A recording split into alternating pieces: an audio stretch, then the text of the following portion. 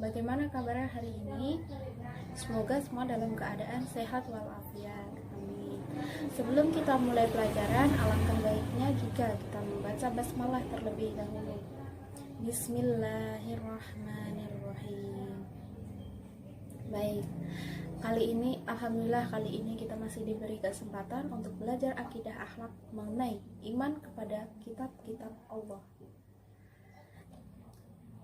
Salah satu pokok kepercayaan atau rukun iman dalam Islam ialah meyakini adanya kitab-kitab Allah Subhanahu wa Ta'ala. Kitab Allah adalah himpunan wahyu yang diturunkan kepada para rasulnya untuk disampaikan ke sekian manusia sebagai pedoman hidup, sebagaimana dalam surat Al-Baqarah ayat 4. Bismillahirrahmanirrahim. وَالَّذِينَ يُؤْمِنُونَ بِمَا أُنْزِلَ إِلَيْكَ وَمَا أُنْزِلَ مِنْ قَبْلِكَ وَبِالْآخِرَةِ هُمْ يُوقِنُونَ. Sebagai umat Islam, kita perlu meyakini 4 kitab. Antara lain yang pertama, kitab Zabur. Kitab Zabur adalah kitab yang diturunkan kepada Nabi Daud alaihi salam pada abad ke-10 sebelum Masehi. Kitab Zabur diturunkan untuk dijadikan bimbingan maupun petunjuk baginya dan umatnya. Secara bahasa, kitab Zabur berasal dari kata zabaro, yasburu, zabrun, yang artinya tulisan. Jadi, Zabur dalam arti aslinya yaitu kitab yang tertulis. Di dalam Al-Quran terdapat keterangan mengenai kitab Zabur yang terdapat di dalam surat Al-Isra ayat 55 yang bunyinya, وَرَبُّكَ أَعْلَمُ بِمَنْ فِي السَّمَاوَاتِ وَالْأَرْضِ وَلَقَدْ فَضَّلْنَا بَعْضَ النَّبِيِّينَ عَلَى بَعْضٍ وَآتَيْنَا دَاوُودَ زَبُورًا. Kitab Zabur diturunkan Allah sebagai petunjuk jalan yang lurus bagi umat Nabi Daud alaihi salam. Kitab Zabur juga sebagai kabar gembira bahwa bumi ini diberikan kepada hamba yang soleh, serta sebagai pemberi peringatan agar tidak ada alasan bagi manusia untuk mengingkari adanya Allah Subhanahu wa Ta'ala. Selanjutnya ada kitab Taurat. Taurat dalam bahasa Ibrani adalah Torah. Kitab ini diturunkan kepada Nabi Musa pada abad ke-12 sebelum Masehi. Kitab Taurat diturunkan untuk dijadikan petunjuk dan bimbingan baginya maupun umatnya, sebagaimana dalam Quran surat Al-Isra ayat 2 yang bunyinya, وَآتَيْنَا مُوسَى الْكِتَابَ وَجَعَلْنَاهُ هُدًى لِبَنِي إِسْرَائِيلَ أَلَّا تَتَّخِذُوا مِن دُونِي وَكِيلًا.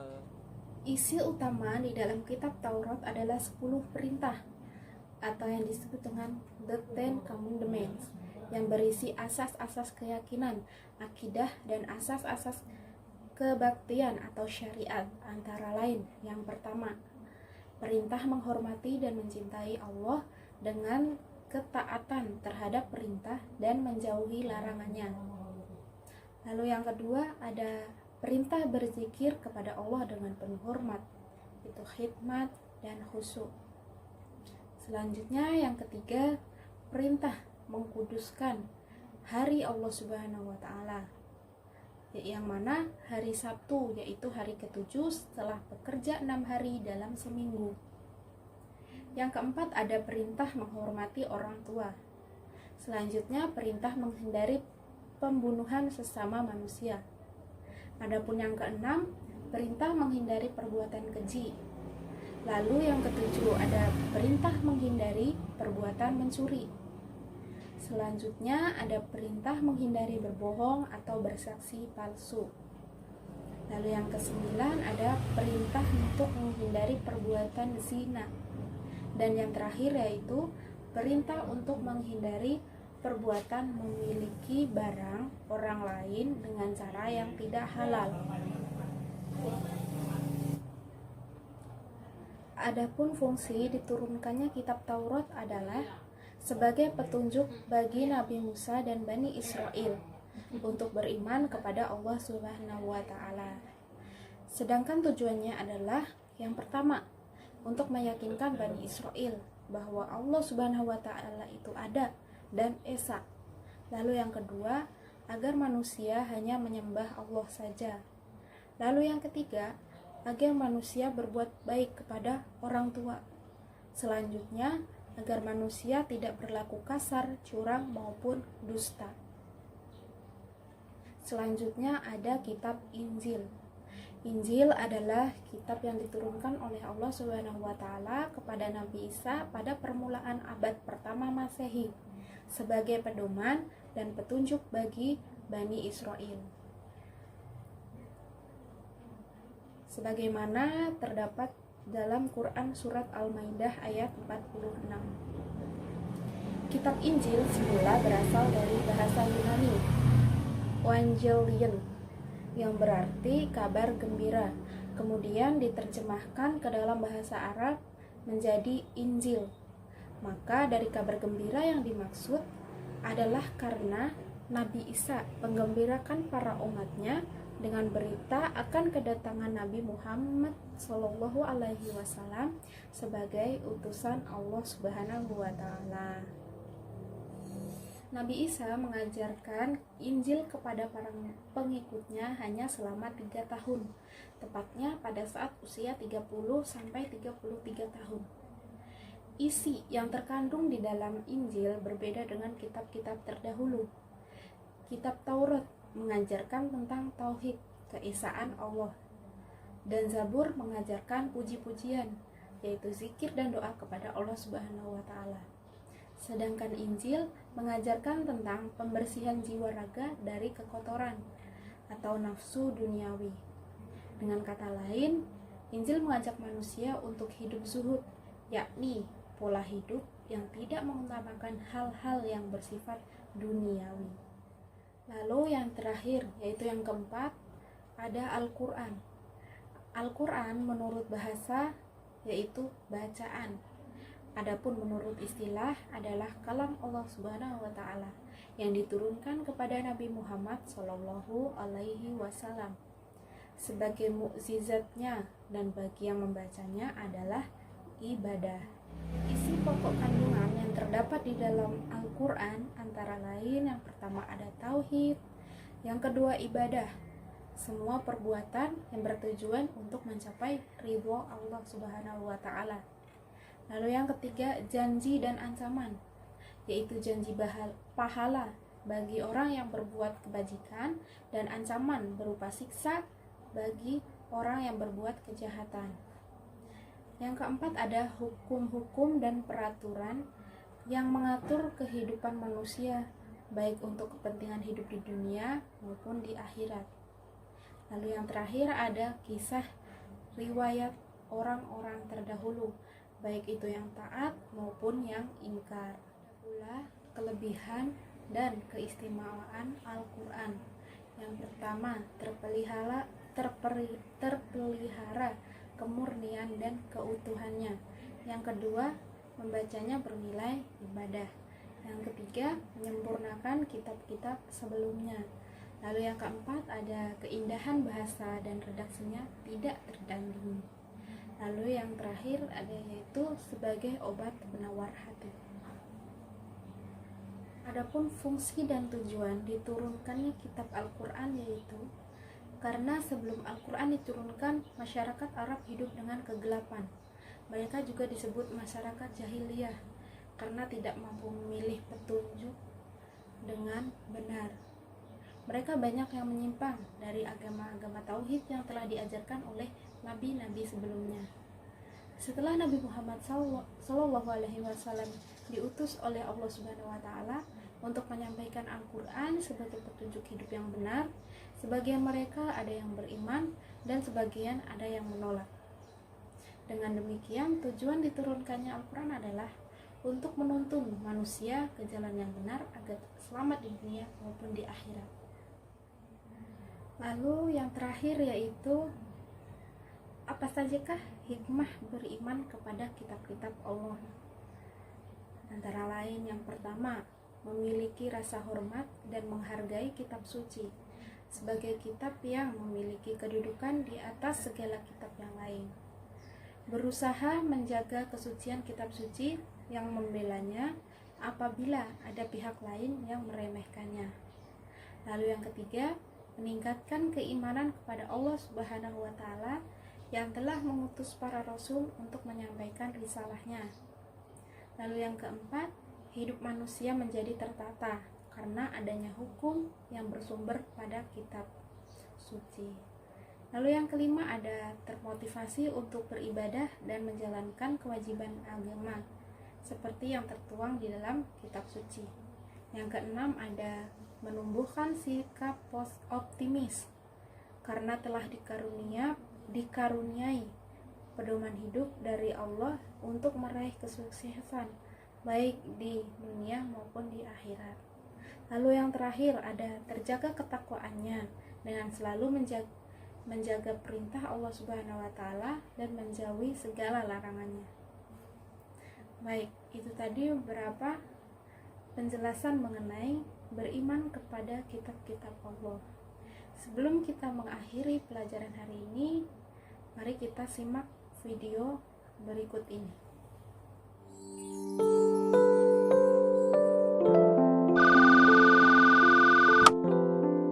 Assalamualaikum. Waalaikumsalam. Dodo ya? Iya, Syamil, ada apa? Do, di lapangan bermain ada perpustakaan keliling. Kita kesana yuk, Do. Oh iya, bukunya bagus-bagus tidak? Katakan Nadia yang sudah kesana, koleksi bukunya banyak dan bagus-bagus. Di sana juga ada kakak-kakak yang akan membimbing kita kalau kita tidak mengerti isi buku yang kita baca, Do. Bagaimana? Mau tidak? Wah, asik dong. Boleh deh, tapi Dodo izin dulu ya ke ibu. Oke deh, nanti aku tunggu di lapangan ya, Do.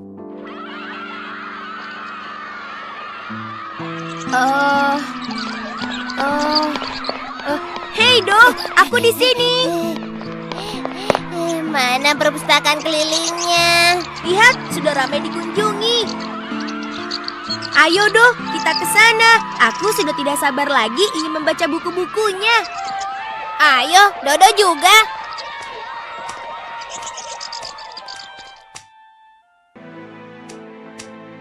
Benar kan Do, bukunya bagus-bagus. Iya, Dodo mau baca buku petualangan biar Dodo jadi lebih berani.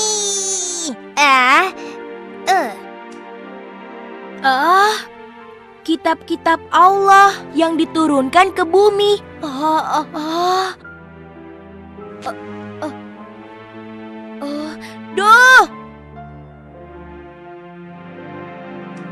Do, coba lihat. Ternyata selain Al-Quran, Allah juga menurunkan kitab-kitab lainnya untuk umat Islam, Do. Seperti kita. Masa sih? Kitab suci kita kan hanya Al-Quran. Iya, tapi di buku ini dijelaskan begitu, Do. Aku jadi bingung. Assalamualaikum adik-adik. Waalaikumsalam. Sedang membaca buku apa? Aku sedang baca buku ini. Oh, kitab-kitab Allah ya. Bagaimana? Mengerti tidak maksud isi buku ini? Baiklah, kakak jelaskan ya. Nama adik siapa? Perkenalkan, namaku Syamil, Kak. Kalau saya Dodo, Kak. Temannya Syamil. Dodo boleh ikut mendengarkan ya, Kak. Biar Dodo jadi pintar. Kalau begitu, Dodo duduk di samping kakak sini ya. Baiklah. Begini, Allah Subhanahu wa Ta'ala telah menurunkan 4 kitab suci yang masing-masing secara berturut-turut ke dunia. Dan masing-masing kitab tersebut telah dibawa oleh seorang utusan Allah. Kitab pertama adalah kitab Taurat yang dibawa oleh Nabi Musa alaihi salam. Kitab kedua adalah Zabur yang dibawa oleh Nabi Daud alaihi salam. Lalu kitab yang ketiga adalah kitab Injil yang dibawa oleh Nabi Isa alaihi salam. Dan yang keempat sekaligus kitab yang terakhir adalah kitab Al-Quran yang dibawa oleh Nabi Muhammad sallallahu alaihi wasallam. Lalu sekarang kitab yang lainnya di mana, Kak? Iya, kok Dodo taunya kitab Al-Quran saja? Kitab Taurat, Zabur, dan Injil sudah tidak ada karena ketiga kitab tersebut terbatas penggunaannya. Maksudnya apa, Kak? Syamil tidak mengerti. Begini, ketiga kitab tersebut hanya untuk umat tertentu, tempat tertentu, dan digunakan pada jangka waktu tertentu. Seperti Taurat yang hanya digunakan oleh Bani Israel di zaman Nabi Musa dan sudah tidak berlaku sejak kitab Zabur turun. Begitu juga dengan kitab Zabur dan kitab Injil. Namun hal itu berbeda dengan Al-Quran. Kitab Allah yang terakhir ini merupakan kitab penyempurna yang memuat ringkasan ketuhanan yang ada pada kitab-kitab sebelumnya. Al-Quran juga merupakan penguatan atas kebenaran yang pernah disampaikan oleh kitab-kitab sebelumnya. Dan yang istimewanya lagi, Al-Quran itu berlaku untuk seluruh umat manusia di seluruh dunia dan berlaku juga untuk sepanjang masa. Ibarat sebuah bangunan rumah yang belum sempurna bentuknya, maka masih perlu tahap penyempurnaan.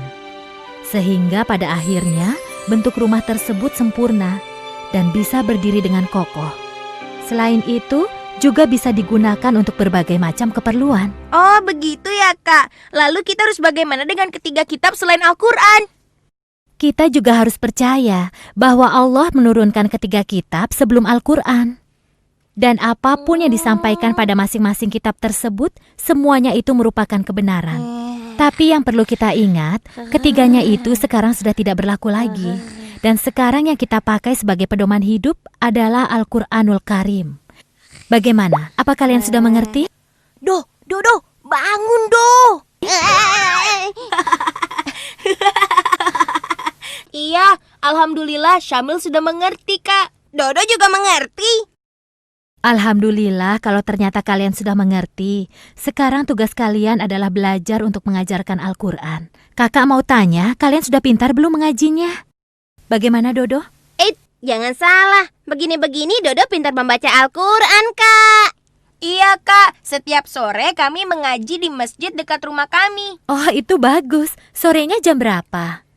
Setelah sholat asar, jadi kami sholat berjamaah di masjid, lalu setelah itu baru belajar Al-Quran, Kak. Loh, sekarang kan sudah waktunya asar. Lihat nih jam kakak, sudah setengah 4 sore kan? Astagfirullahaladzim, kami harus pulang, Kak. Terima kasih banyak ya, Kak, sudah menjelaskan pada kami. Sama-sama.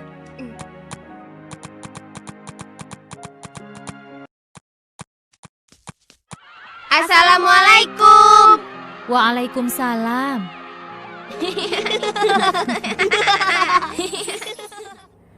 Mungkin cukup sekian untuk materi hari ini. Ada kurang lebihnya mohon maaf. Billahi taufiq wal hidayah. Wassalamualaikum warahmatullahi wabarakatuh.